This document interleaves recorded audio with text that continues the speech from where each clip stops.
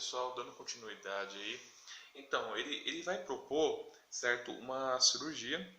E essa cirurgia basicamente consiste no quê, né? Assim, basicamente foi o seguinte.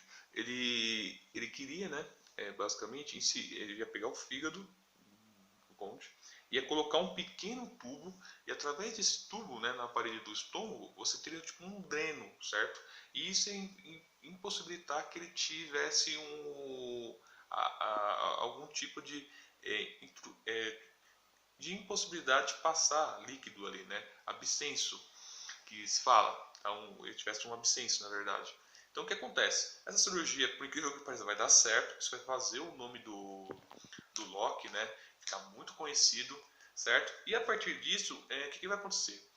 Pelo que nós temos, né, dos especialistas, eles mostram que esse conde, ele era um político muito importante, e ele era um político assim muito capaz, até muito poderoso, e ele vai mostrar para o John Locke uma série de coisas que naquela primeira etapa, digamos assim, da vida dele, antes de ele ter conhecido ele não imaginava.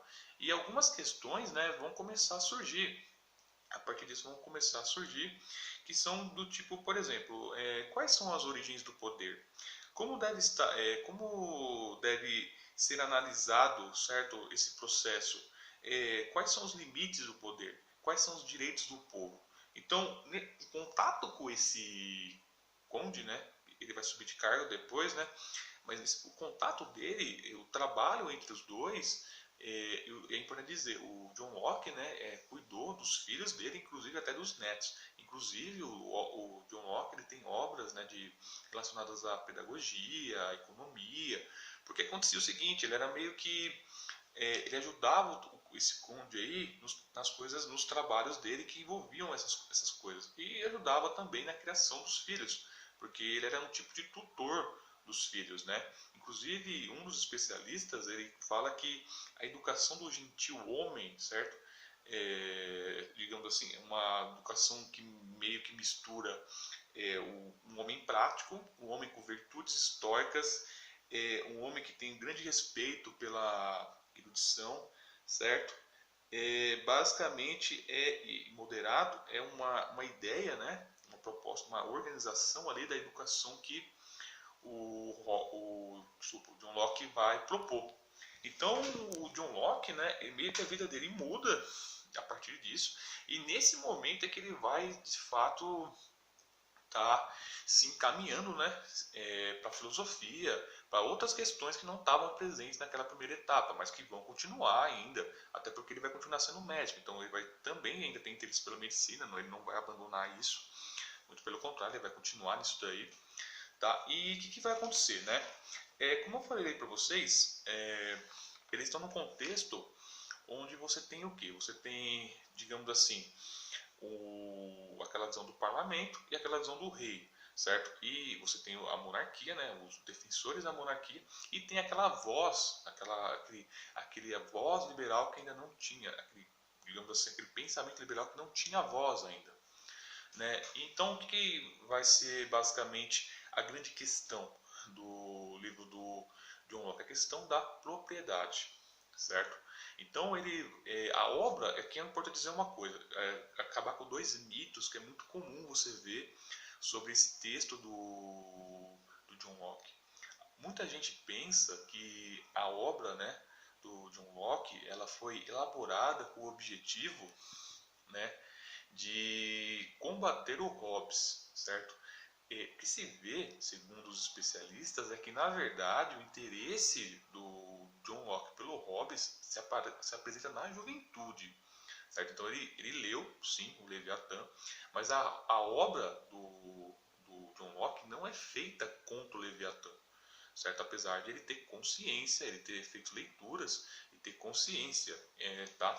Da visão do Hobbes. Ele tem consciência sim, mas não é feita contra a obra dele. Na verdade, a obra que ele vai estar fazendo, vai estar escrevendo contra, é de um outro monarquista. Inclusive, dizer uma coisa importante: quando o Hobbes ele escreveu essa obra, ele acabou com a reputação dele, né? Como eu falei para você, ele acabou perdendo muitos contatos, muitos amigos. Então, dentre os monarquistas, a visão dele era a, digamos assim, a menos importante, a mais, inclusive entre o grupo que ele estava presente, o Hobbes, os monarquistas, né, os defensores de uma monarquia absoluta, que era contra a divisão do poder, que vocês vão perceber que, na visão do John Locke, ele defende, sim, tem que haver divisão do poder, inclusive a ideia de que o poder executivo destrua o poder legislativo é uma das grandes preocupações também no livro, entre outros, tá? Mas o autor mesmo, que a obra vai ser contrária, é o Robert, certo? Filmer, certo? A obra que ele vai escrever, que vai ser, digamos assim, a obra sensação que ele vai escrever contra o John Locke, vai escrever contra, é o Patriarca ou o Poder Natural dos Reis. E esse autor ele vai propor que o poder natural dos reis, por isso que os reis têm que governar, vem de um tipo de organização, né, da sociedade que é o patriarcado. Então, o patriarcalismo, né? O patriarcalismo. Então, essa ideia de patriarcado que possibilita o poder absoluto do reis é uma ideia que você está ausente, né, na visão do Hobbes, como a gente viu. Hobbes trabalha com aquela ideia de que os indivíduos eles não fazem a associação de forma natural, ele não é contra a ideia de poder político, né? O homem como um ser político, e o homem, né, ele seria um ser que seria forçado essa associação. A convivência com outros homens tem mais dificuldades do que coisas positivas, né? Seria mais ou menos a linha de raciocínio do Hobbes. Então, o John Locke ele vai estar argumentando contra esse autor. Em alguns momentos, né, somente assim, a obra que o John Locke vai escrever, que vai estar presente, são os dois contratos, certo, sobre o governo. Então, o que é importante entender algumas coisas sobre essa obra? Essa obra, ela é lida, uma das leituras dela, normalmente as pessoas pensam que o oponente do John Locke, que está sendo ali contrariado, é o Hobbes, e na verdade não é, muito pelo contrário, é só de forma indireta que o John Locke fala do Hobbes ali. O grande mesmo, né, o autor que ele é contrário é esse, isso é importante. No primeiro livro são 200 citações, mais de 200 citações a essa obra que eu citei aqui desse Robert Filmer, por exemplo, certo? Então o grande oponente na verdade é esse, só indiretamente fala do Leviatã. A segunda coisa que é muito comum atribuir a essa obra é que seria um tipo de racionalização da Revolução Gloriosa, certo? De um acontecimento que vai ocorrer. Eu não vou desenvolver ele aqui, mas é uma coisa de história. Alguns autores leem que essa obra do John Locke, na verdade, né, seria um tipo de justificação racional disso. O que se observa nos especialistas é que essa obra ela surgiu, né, pelo menos o primeiro tratado, ela surgiu 10 anos antes, certo? Muito antes. É o período em que esse Robert Firmer aí tinha bastante influência, e diferentemente do Hobbes, que não, porque perdeu todos os colegas. Tá? E o segundo texto, ele sim é feito no período, né, pelo menos algumas coisas, alguns fragmentos, alguma parte dos textos, foi feito nesse processo da Revolução Gloriosa. O que é importante dizer que isso não é verdade. Tá?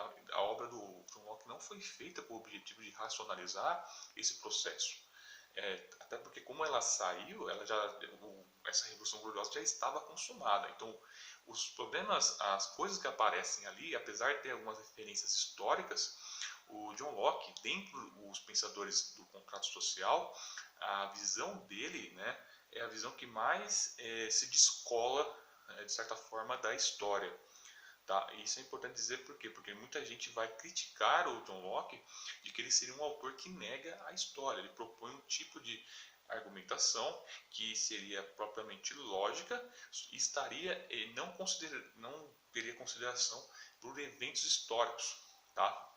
Então, essa obra dele, né, ela vai ter muita influência, inclusive vai ajudar a gerar um partido, né, a concepção, um programa de partido que vai culminar no Partido Liberal. Tá? Esse Partido Liberal não existe mais, esse especificamente não existe mais dessa época, tá? Mas ele vai ter bastante importância por uma questão de refutar aquelas teorias absolutistas que defendem que o poder dos reis é natural e que dessa forma o rei poderia fazer, não deveria dividir poder, certo? Como afirmava, aí sim, aí pega na questão indiretamente ao Hobbes, que o rei não deveria dividir poder com ninguém, certo? Não é necessário. Tá? Então a gente para aqui, a próxima aula a gente vê os argumentos propriamente dito e como que vai ser essa reorganização da teoria de propriedade dentro da obra Os Dois Tratados, tá, sobre o governo.